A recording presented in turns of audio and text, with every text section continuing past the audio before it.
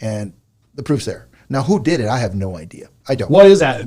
It's a direct energy weapon. Well, the way it works is back in the 50s, 60s, they developed basically a laser beam, okay, almost a Star Wars type of technology that they're able to put on satellites, etc.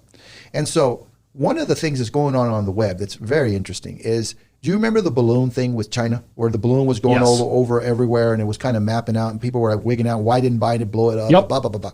Well, it turns out that one of the places that they mapped out was Hawaii. But what people don't know is that the Chinese satellites were actually over the balloon, kind of tracking, taking in the information and tracking everything. Now, could they be responsible for all of the fires that are going on right now in the globe? I mean, if you look at it, from Australia, South America, to all of the United States, Canada, you name it. A whole bunch of places are on fire right now. And so what a lot of us that are looking, we're saying that there's definitely something to be had or said about direct energy weapons. Now, would our government want to admit that this has happened? The answer is absolutely not. And the reason is because if we're being attacked, they don't want to show their hand. They want to fight this thing. And if we are being attacked, man, we're probably fighting it right now. I don't understand the agenda behind it, but I'm relatively convinced that all of the fires, but some of these fires were done through direct energy weapons. But that being said, what bothers me, what's unique about Maui, is that a whole bunch of children, they're saying about 2,000 children are missing. And a lot of those are probably gone, unfortunately. The kids were sent home from 2,000 children? Yeah. There's a new report that has come out that shows 2,000 children haven't come back to register for school, right? So that, you've got a bunch of displaced people, but what's weird is you don't have a lot of the parents coming forward and crying and upset about losing their children. You do have, but not as many as you would expect for something that tragic. And a lot of people are looking at this and saying, well, the only conclusion is that they're gone too, right? So there's some speculation whether they were trafficked or not. I don't know. I know that there was a fire. There was a lot of coincidences. For example, why didn't they allow for 5 hours the opening up the waters so they can put out the fires? They waited 5 hours for that to happen. Why is the sheriff also the coroner? And why did they change right before the fire? They had changed a whole bunch of laws so that way the sheriff can actually make coroner judgments and get rid of bodies on the spot.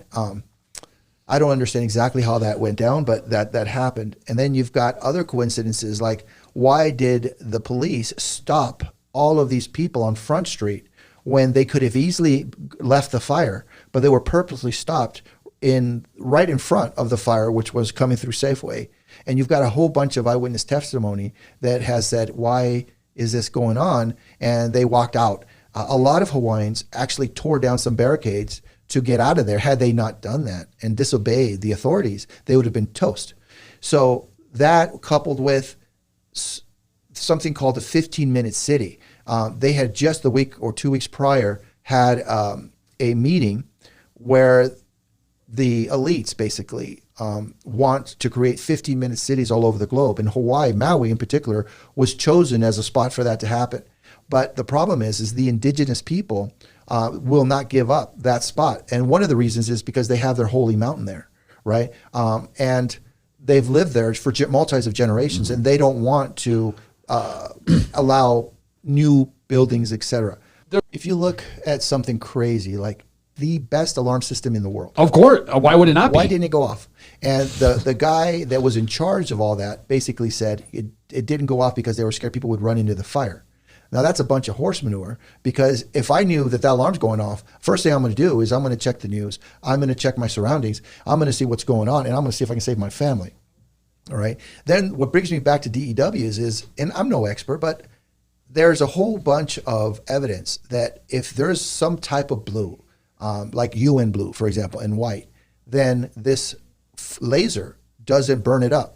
So they found a whole bunch of cars. I saw that. I saw that. So they found a whole bunch of cars that are blue, And they weren't burnt. They weren't and they're burnt. like literally every car around them is completely burnt, and the blue ones weren't. So Tommy Bahama had a bunch of blue umbrellas that didn't burn. Yep. Right? You can literally physically see the pictures of this. Yeah. And then you've got a whole bunch of trees that didn't burn.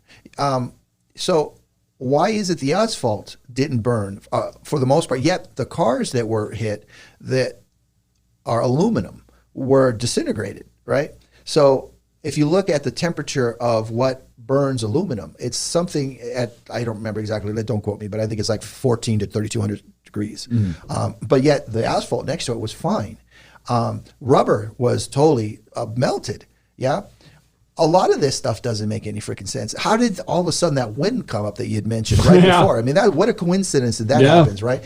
And then the big one is there's a lawsuit going on, and that happened today. And the electrical municipal has said, we turned off the power, right? And the government officials were blaming the municipal electrical company because we shut it off. They said we shut it off. What are you talking about? They're saying no, and they're saying it was sad, but we're going to have to prove that it wasn't us, which will come to more discovery on other things that did happen that should have happened and didn't. You've got a whole bunch of incompetence that happened that day. Funny that you see a whole bunch of people that should have been there, they weren't there, and then you got FEMA. Oh my gosh, you talk about incompetence.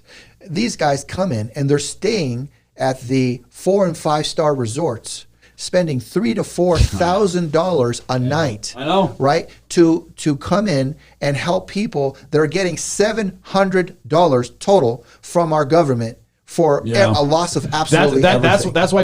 Then you've got all of the citizens of Hawaii that wanted to donate to help the cause in Maui.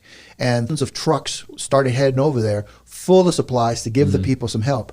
They were stopped by FEMA, by the police, because they didn't have a little document that said that they were from a company or a group that was approved to give aid.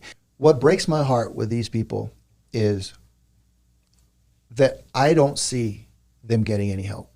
I see we have a death toll that parallels 9/11, yet I don't see our government going in to help these people. And that breaks my heart because they don't deserve this, right, at all.